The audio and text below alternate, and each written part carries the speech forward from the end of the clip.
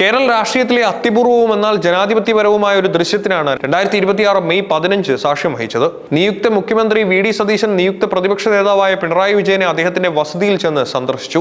കേവലം ഒരു സൗഹൃദ സന്ദർശനത്തിനപ്പുറം വരാനിരിക്കുന്ന 5 വർഷത്തെ കേരളത്തിന്റെ സ്വഭാവം നിശ്ചയിക്കുന്ന ഒരു നിർണായകമായ നീക്കമായിരുന്നു ഇത്. തിരുവനന്തപുരത്തെ പിണറായി വിജയന്റെ വാടക വീട്ടിലായിരുന്നു ഈ കൂടിക്കാഴ്ച.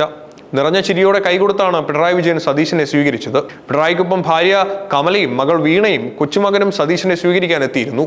ഇത് ഈ കൂടിക്കാഴ്ചയുടെ വ്യക്തിപരമായ അടുപ്പം വ്യക്തമാക്കുന്നു. കൂടാതെ വി.കെ. പ്രശാന്തും ഈ സമയത്ത് വസതിയിലുണ്ടായിരുന്നു. കൂടിക്കാഴ്ചയ്ക്ക് ശേഷം മാധ്യമങ്ങളോട് സംസാരിച്ച സതീശൻ പിണറായി വിജയനെ കുറിച്ച് പറഞ്ഞ വാക്കുകൾ ശ്രദ്ധേയമാണ്. 10 വർഷം മുഖ്യമന്ത്രിയും 16 വർഷം പാർട്ടി സെക്രട്ടറിയുമായിരുന്ന പരിണിതപ്രജ്ഞനായ നേതാവാണ് അദ്ദേഹം.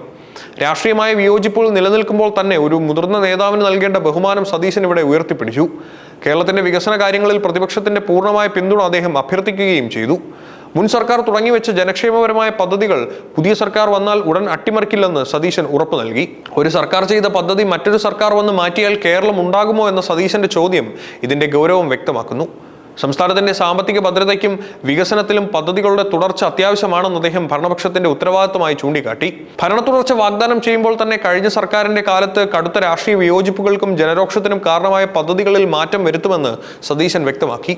കഴിഞ്ഞ 5 വർഷം പ്രതിപക്ഷത്തിരുന്നപ്പോൾ UDF എതിർത്തതും അഴിമതി ആരോപണങ്ങൾ നേരിട്ടതുമായ പദ്ധതികളിൽ ആവശ്യമായ തിരുത്തലുകൾ വരുത്തും. ജനവിരുദ്ധമെന്ന് തോന്നുന്ന തീരുമാനങ്ങൾ പുനഃപരിശോധിക്കുമെന്നും ഭരണത്തിൽ കൂടുതൽ സുതാര്യത കൊണ്ടുവരുമെന്നും അദ്ദേഹം കൂട്ടിച്ചേർത്തു. ഈ തിരുത്തലുകൾ നടപ്പിലാക്കുമ്പോൾ പ്രതിപക്ഷത്തിന്റെ സഹകരണം അദ്ദേഹം അഭ്യർത്ഥിച്ചു. 10 വർഷം മുഖ്യമന്ത്രിയായിരുന്ന പിണറായി വിജയന്റെ പരിചയ സമ്പത്ത് ഇത്തരം കാര്യങ്ങളിൽ ഉപകരിക്കുമെന്ന് അദ്ദേഹം കരുതുന്നു.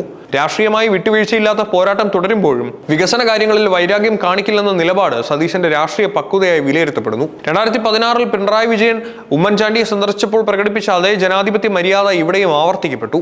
കേരളത്തിന്റെ വികസനത്തിന് ഭരണ പ്രതിപക്ഷ ഐക്യം അത്യന്താപേക്ഷിതമാണെന്ന് ഈ കൂടിക്കാഴ്ച അടിവരയിടുന്നു.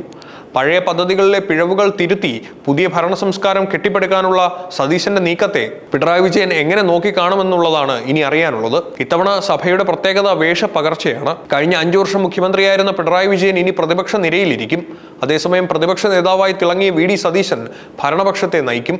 ഇരുവരും തമ്മിലുള്ള ഈ സൗഹൃദ സന്ദർശനം സഭയ്ക്കുള്ളിലെ ആരോഗ്യകരമായ ചർച്ചകൾക്ക് വഴിതെളിക്കുമെന്ന് പ്രതീക്ഷിക്കുന്നു. തന്റെ സത്യപ്രതിജ്ഞാ ചടങ്ങിലേക്ക് പിണറായി വിജയനെ സതീശൻ നേരിട്ട് ക്ഷണിച്ചിട്ടുണ്ട്. 2016 പിണറായി വിജയൻ അധികാരമേറ്റപ്പോൾ അന്നത്തെ മുഖ്യമന്ത്രിയായിരുന്ന ഉമ്മൻചാണ്ടിയെ സന്ദർശിച്ച മാതൃക സതീശനും ഇവിടെ പിന്തുടർന്നു.